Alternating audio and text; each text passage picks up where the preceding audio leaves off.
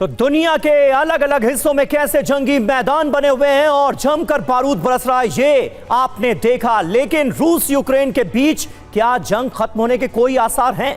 Trump Putin की meeting का countdown चल रहा है, लेकिन अभी से उस मीटिंग ने यूरोपीय देशों की चिंताएं बढ़ा दी।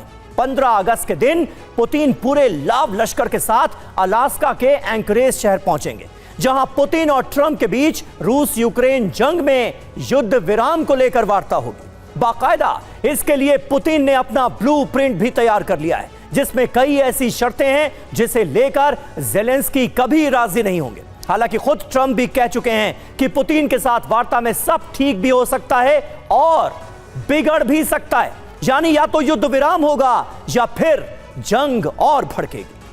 ऐसे में सवाल यह है कि अगर बात नहीं बनी तो क्या होगा? क्या जंग और भीषण होगी या यह जंग यूरोपीय देशों तक पहुंच जाएगी? लेकिन इस बातचीत का नतीजा चाहे कुछ भी हो, जानकारों का मानना है कि दोनों स्थिति में विजेता पुतिन ही होंगे। आखिर ऐसा क्यों कहा जा रहा है और क्या है पुतिन का वो विजयी ब्लूप्रिंट? इसी पर आज एक्सपर्ट से हम करेंगे चर्चा, बातचीत करेंगे। लेकिन पहले इस वक्त की ब्रेकिंग न्यूज क्या है वो देख लीजिए। तो यूक्रेन पर अमेरिका से आई है बड़ी खबर और प्रेसिडेंट ट्रंप का बहुत बड़ा बयान सामने आया है। क्या है वो बयान? ट्रंप ने कहा यूक्रेन पर नहीं होगी त्रिपक्षीय वार्ता।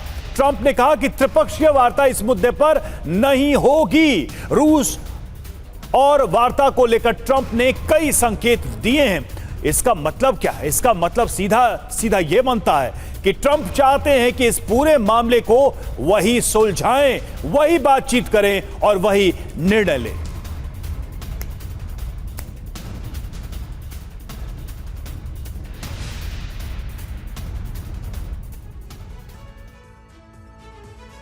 तो त्रिपक्षीय वार्ता नहीं होगी, ये कह रहे हैं डोनाल्ड ट्रंप। आखिर ये मसला क्या है, ट्विस्ट क्या है? अलास्का वार्ता फेल तो महायुद्ध। खबर क्या है ये देखिए। त्रिपक्षीय बैठक की शर्त तय, रूस से जरूरी जवाब मिलने पर आगे बातचीत होगी। जवाब नहीं तो अमेरिका रूस यूक्रेन की बैठक नहीं होगी। दो बैठक का प्लान क्यों? पहली बैठक पॉजिटिव स्थिति बनाने के लिए, अगली बैठक पॉजिटिव स्थिति बनने पर होगी। ये है पेच। दूसरी बैठक को लेकर इतनी अनिश्चितता क्यों है? पहली बैठक में संतोषजनक जवाब की उम्मीद ही क्यों की कम है?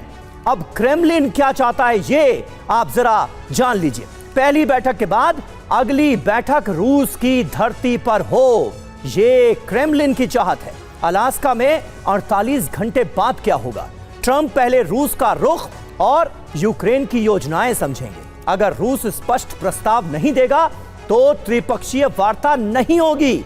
मांगों पर सहमति नहीं बनने पर दूसरी बैठक रद्द होगी। यूक्रेन की तरफ से युद्ध रणनीति में बदलाव होगा। तो टीवी 9 भारतवर्ष अलास्का में होने वाली मीटिंग को लेकर यह सुपर एक्सक्लूसिव जानकारी आपको दे रहा है। और यह सवाल हर किसी के जहन में है कि अलास्का वार्ता के बाद क्या? तो यह हमारी रिपोर्ट उस सवाल का भी जवाब है। अलास्का वार्ता फेल तो महायुद्ध। अलास्का मीटिंग फेल होने पर आगे क्या होगा? क्या यूरोप ट्रंप पुतिन के फैसले से सहमत होगा? क्योंकि यूरोप का रुख आप देखिए पूरी तरह से ज़ेलेंस्की और यूक्रेन के साथ। ज़ेलेंस्की के बिना यूक्रेन का भविष्य क्या तय होगा? ये वो बड़े सवाल हैं जिन पर चर्चा जरूरी है। हमारे साथ खास मेहमानों का एक बड़ा पैनल भी मौजूद है। मनीष झा हमारे सहयोगी हमारे साथ हैं, लेफ्टिनेंट जनरल वीके चतुर्वेदी हमारे साथ मौजूद हैं। इसके अलावा कमांडर अतुल भारद्वाज भी हमारे साथ स्टूडियो में मौजूद हैं और विदेश मामलों के जानकार प्रोफेसर सतीश कुमार भी हमारे साथ मौजूद हैं।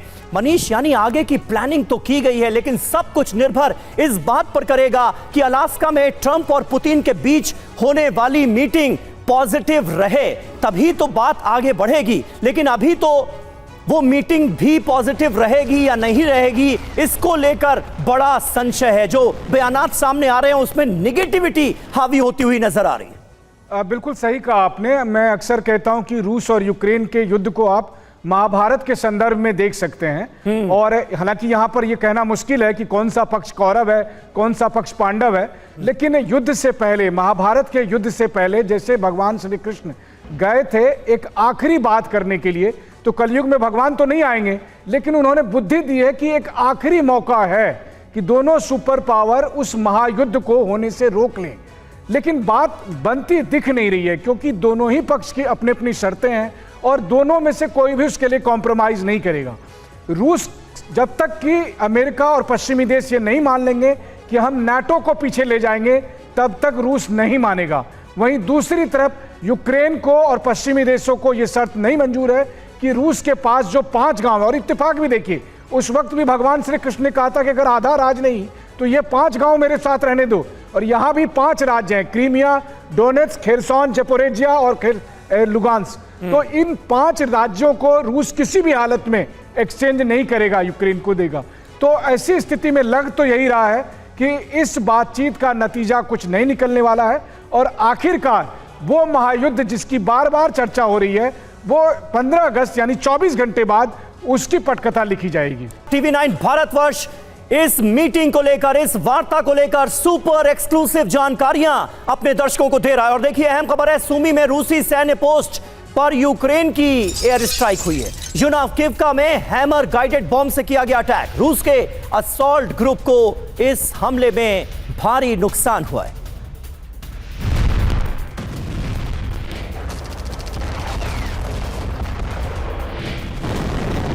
तो रूस के असॉल्ट ग्रुप को इस हमले में काफी नुकसान पहुंचा है। ये तस्वीरें आप देख रहे हैं, सूमी में यूक्रेन का ये बड़ा एयर अटैक देखने को मिला है।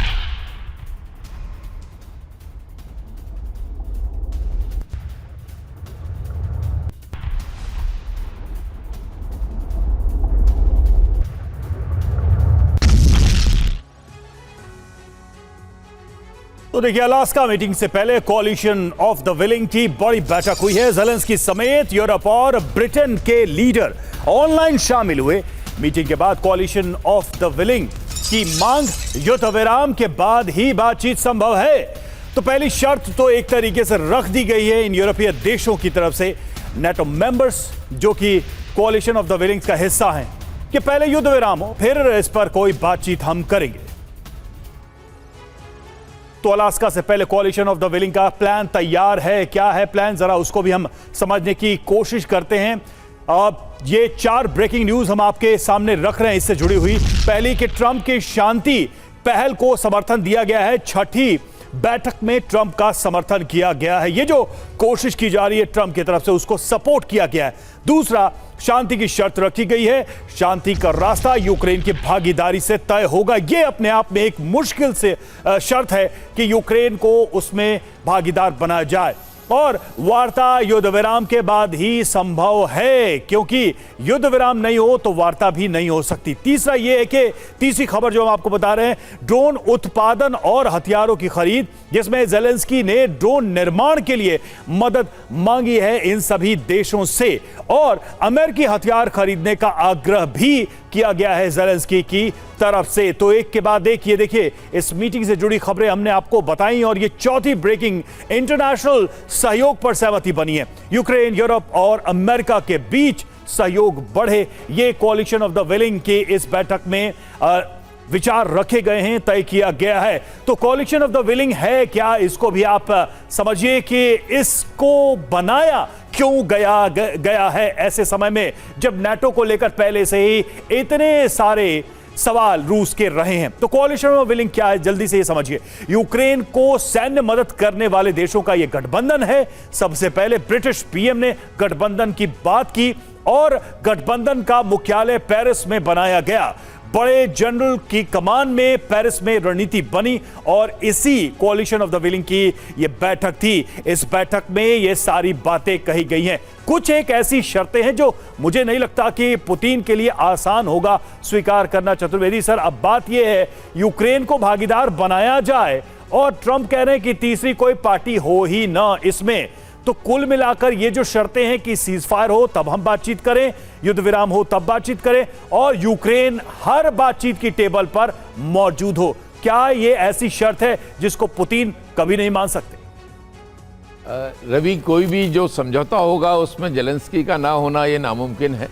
ज़ेलेंस्की को उसका हिस्सा बनना पड़ेगा अल्टीमेटली। आज की जो मैं बैठक समझता हूँ, ये पुतिन का जो माइंड है, उनके विचार हैं, उनकी क्या शर्तें हैं, उनके बारे में पता करेंगे।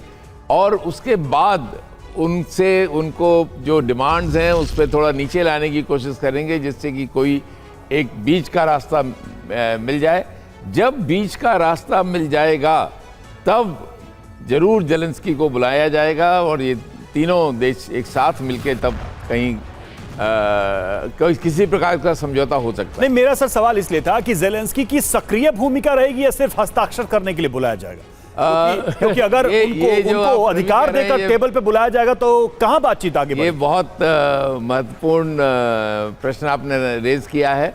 जेलेंस्की की इस वक्त कोई ज्यादा नहीं रहेगी, लेकिन साइन करने के लिए जरूर उनके ऊपर भी प्रेशर डाला जाएगा कि जो रशिया चाहता है उसको वो माने। इस वक्त जेलेंस्की थोड़े मजबूत हैं क्योंकि यूरोपियन यूनियन उनके साथ है, उनकी जो जनता है वो भी काफ़ी जेलेंस्की के साथ है। लेकिन एक ये रिजीम चेंज का जो एक मसला आपने उठाया है वो शायद पॉसिबिलिटी हो। इस समझौते के बाद शायद जेलेंस्की को कहा जाए कि आप इलेक्शन कराइए और एक दूसरा लीडर वहाँ पे किया जाए। ये सब चीज़ें पॉसिबिलिटी हैं, लेकिन जेलेंस्की के ऊपर प्रभाव डाला जा सकता है, प्रेशर डाला जा सकता है, लेकिन उनको इग्नोर नहीं किया जा सकता। उनके बिना कोई समझौता शायद पॉसिबल नहीं होगा। रूस का जहां तक सवाल है, रूस का जहां तक रुख है, जो इलाके कब्जा कर लिए गए हैं उनको किसी भी हाल में रूस छोड़ेगा नहीं, पुतिन छोड़ेंगे नहीं, ये बिल्कुल तय है। डोनबास में रूसी एयरफोर्स की भीषण बमबारी हो रही है। डोनबास वो इलाका जो अब पूरी तरह से रूस के कब्जे में है। यूक्रेन के अस्थायी ड्रोन बेस पर यही विध्वंसक हमला हुआ है। रूसी हमले में यूक्रेनी सैन्य बेस पूरी तरह से तबाह कर दिया गया।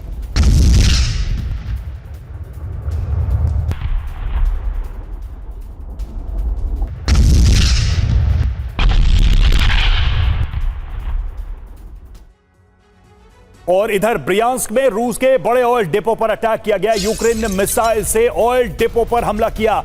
पिछले 72 घंटे में रूस पर नॉन स्टॉप हमले यूक्रेन की तरफ से किए जा रहे हैं। रूस ने कई यूक्रेनी ड्रोन्स को तबाह करने का दावा भी किया है। और देखिए, इस बीच एक बड़ी खबर आ रही है। डोनाल्ड ट्रंप ने जेलेंस्की और जर्मनी के चांसलर मर्ज से बात की है। खुद प्रेसिडेंट ट्रंप ने फोन कॉल की जानकारी भी दी है। ट्रंप ने कहा अलास्का मीटिंग को लेकर जेलेंस्की से बातचीत हुई है। तो पुतिन और यूरोपीय नेताओं की वार्ता पर जो टास एजेंसी है उसके हवाले से खबर सामने आई है। पुतिन और यूरोपीय नेताओं के बीच यूक्रेनी क्षेत्र को लेकर चर्चा हुई। वीडियो कॉल के दौरान कई मुद्दों पर चर्चा हुई है।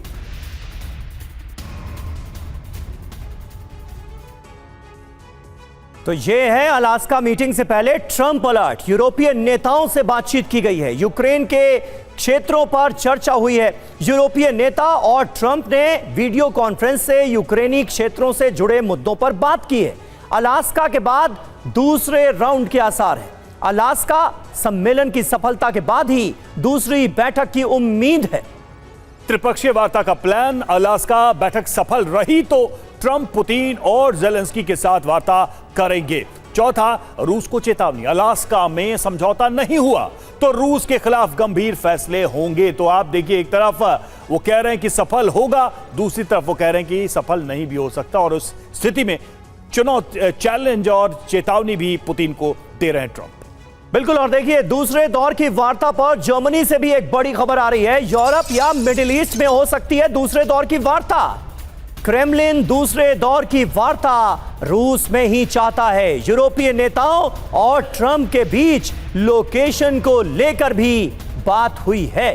तो ये अपने आप में बहुत महत्वपूर्ण है। दूसरे दौर की अगर वार्ता की नौबत आती है प्रोफेसर सतीश, तो वो रूस में ही हो, ये दबाव पुतिन की तरफ से साफ नजर आ रहा है। लेकिन सब कुछ इस बात पर तय करेगा कि पहली मीटिंग जो अलास्का में हो रही है उसमें होता क्या है और वो पॉजिटिव रहती है या नहीं। आपके हिसाब से उम्मीदें हैं क्या? बिल्कुल समीर, देखिए, पहले तो ट्रंप को राष्ट्रपति की तरह हमें लगता है कि बिहेव करना होगा, उस नक्शे कदम पर चलना होगा, क्योंकि कई बार वो राष्ट्रपति कम और रियल एस्टेट के बिजनेसमैन की तरह ज़्यादा बातचीत करते हैं। तो वो उन्हें बखूबी अंजाम देना होगा।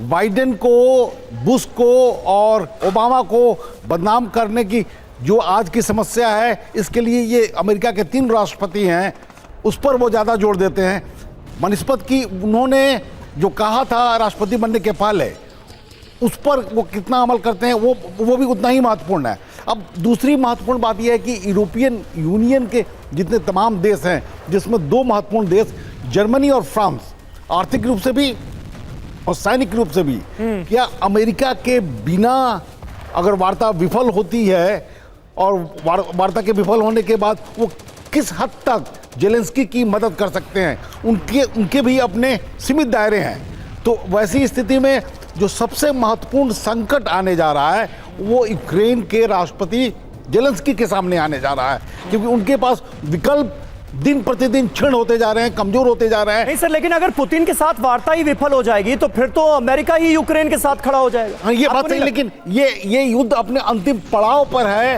रूस बड़ी मजबूती के साथ जो बाकी के बचे हुए क्षेत्र हैं उसको पूरा करेगा और युद्ध का खात्मा एक विजय के साथ करेगा। ठीक है। और देखिए, इस बीच रूस के वोरोनिश में यूक्रेन का ड्रोन अटैक हुआ है। यूक्रेन के ड्रोन अटैक को नहीं रोक पा रहा है एयर डिफेंस, ये बड़ी बात है। वोरोनिश में बड़े मिलिट्री फैसिलिटी पर अटैक करने में यूक्रेन कामयाब रहा है। तस्वीरें आपके सामने हैं। रूस के वोरोनिश में यूक्रेन ने ये ड्रोन अटैक किया और एयर डिफेंस सिस्टम रोक नहीं पाया इस अटैक को। ट्रंप और पुतिन की मीटिंग से पहले जेलेंस्की से जेडी वेंस ने भी बात की है। देखिए, हर तरीके से इस मीटिंग को सफल बनाने की कोशिशें चल रही हैं। जेलेंस्की को अमेरिकी उपराष्ट्रपति वेंस का वादा यूक्रेन या यूरोप के बिना रूस से शांति वार्ता नहीं, यूक्रेन के बिना रूस के साथ शांति समझौते पर बातचीत नहीं करेंगे। जेडी वेंस ने ये एश्योरेंस, ये भरोसा दिया है जेलेंस्की को।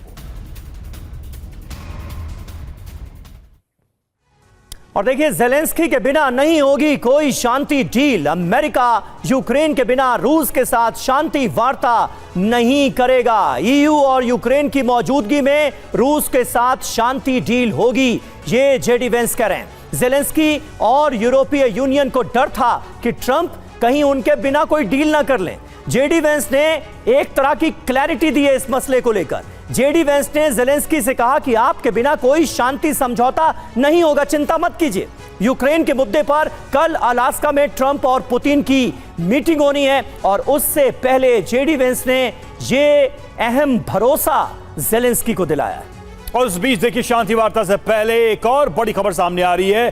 पुतिन को ईयू की धमकी, डील नहीं तो भुगतना होगा गंभीर अंजाम। ये ईयू ने, यूरोपीय यूनियन ने कहा है समझौता नहीं हुआ तो और सैंक्शंस लगेंगे, रूस को नए प्रतिबंधों का सामना करना पड़ेगा। तो एक बार फिर से प्रतिबंधों, सैंक्शंस की धमकी ईयू की तरफ से रूस को।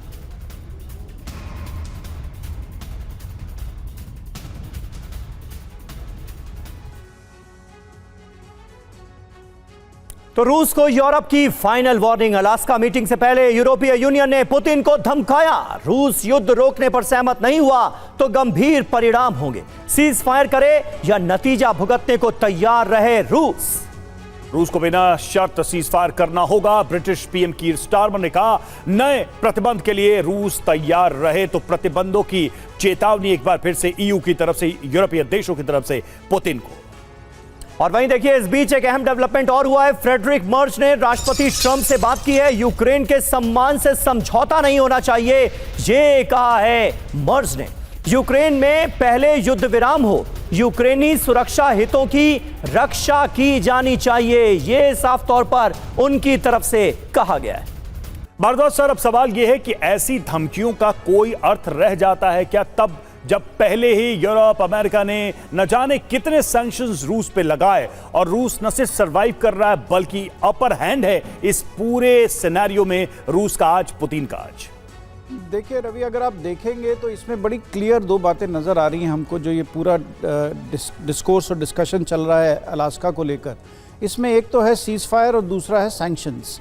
अमेरिका ने, ट्रंप ने पहले ही एक चिट्ठी साइन कर दी है जिसमें 20 तारीख तक रशिया के ऊपर जो सैंक्शंस इम्पोज थी उनको हटा लिया गया है। दूसरा मुद्दा है सीज फायर का। ट्रंप जो है वो ये साइन तो टेरिटरी के ऊपर तो साइन नहीं कर सकते और फर्स्ट समिट पे कोई भी टेरिटरी पे डिस्कशन नहीं होगा। डिस्कशन होगा अंदर पर वो बाहर नहीं निकलेगा। और वो स्वैप के बारे में ट्रंप पहले ही कह चुके हैं, तो वो ट्रंप साइन तो कर नहीं सकते कोई डील पे। हाँ, जब रशिया अगर सीज फायर को मानता है तो वो ट्रंप से कहेगा आप मेरे को क्या दे सकते हैं, और ट्रंप जो रशिया को दे सकता है वो सिर्फ एक ही चीज़ दे सकता है इस वक्त, वो है सैंक्शन हटा दे। रशिया का $300 बिलियन जो है वो फ्रीज पड़ा है, रशियन सेंट्रल बैंक के एसेट्स यूरोप में फ्रोजन पड़े हैं। मतलब आज तक ऐसा होता नहीं है कि इतना पैसा लेके आप उसके ऊपर बैठ जाएं। तो अब देखिए ये बात है, तो रशिया ये कहेगा कि मेरे सैंक्शंस हटाइए तब मैं सीज फायर को मानूंगा आपकी बात। और जिस टेरिटरी पे मैं हूं, जब सीज फायर का मतलब ये होगा जहां मैं बैठा हूं मैं वहीं बैठा रहूंगा, और ना तो यूक्रेन उसके ऊपर अटैक करेगा और मैं बैठा रहूंगा वहां पर। तो ये तो एक मुद्दा है। दूसरी तरफ अगर दूसरा सेकेंड राउंड ऑफ टॉक्स होता है, तो अगर रशिया में होता है तो उसमें ऑफकोर्स ये बातें आएंगी। अब जेलेंस्की उस टॉक्स में बैठेंगे या नहीं ये नहीं कह सकते, कोई नया लीडर भी यूक्रेन का बैठ सकता है जो कि ये मानने को तैयार हो, और यूरोप उसमें ज़रूर शामिल होना चाहेगा, क्योंकि यूरोप एक तरीके से घात लगा के बैठा है कि जैसे ही ये टॉक्स हो मैं अपना कोएलिशन ऑफ द विलिंग भेजूं, अपनी फ़ौजें भेजूं। ब्रिटेन और फ्रांस चाहते हैं कि उनकी फ़ौजें वहाँ पर तैनात रहे हमेशा के लिए, तो वो भी एक डिवीज़न चाहते हैं यूक्रेन का। यूरोप भी डिवीज़न चाहता है, रशिया तो अपनी टेरिटरी चाहता ही है जहाँ उसके पास रहे। बिल्कुल, लेकिन अब सबसे बड़ी बात यह है कि क्या यूरोप और यूक्रेन इसके लिए राजी होंगे कि रूस ने जहां पर कब्जा किया है वहां पर वो बैठा भी रहे और सीज फायर भी हो जाए, लड़ाई भी ना हो बातचीत के लिए। यह अपने आप में एक मुश्किल सवाल जरूर है। ये अलास्का वार्ता से पहले ही रूस की बड़ी तैयारी है। न्यूक्लियर क्रूज मिसाइल बुरेवेनिस्क का परीक्षण करेगा रूस, और सैटेलाइट तस्वीरों से सामने आई है जानकारी। नोवाया ज़ेमेल्या टेस्ट साइट पर होगा इसका परीक्षण।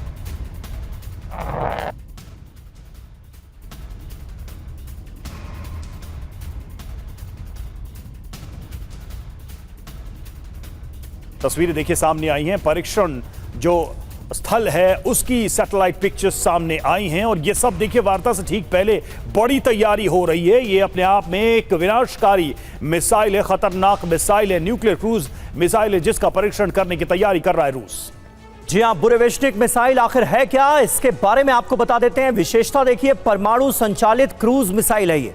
इसका उद्देश्य दुश्मन की रक्षा प्रणाली को तबाह करना है। नोवाया ज़ेमेल्या टेस्ट साइट को आखिर क्यों चुना गया, इसके बारे में भी आपको बता दें। स्थान आर्कटिक में परमाणु हथियार परीक्षण स्थल है ये।